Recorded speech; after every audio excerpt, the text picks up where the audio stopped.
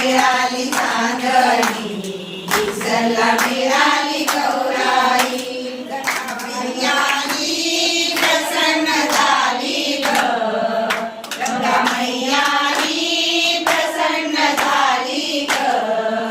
विठ्ठलाची नवरी झाली ग, विठ्ठलाची नवरी झाली ग. अशी गौराई बावरी झाली ग, अशी गौराई बावरी झाली ग. विठ्ठलाची नवरी झाली ग, विठ्ठलाची नवरी झाली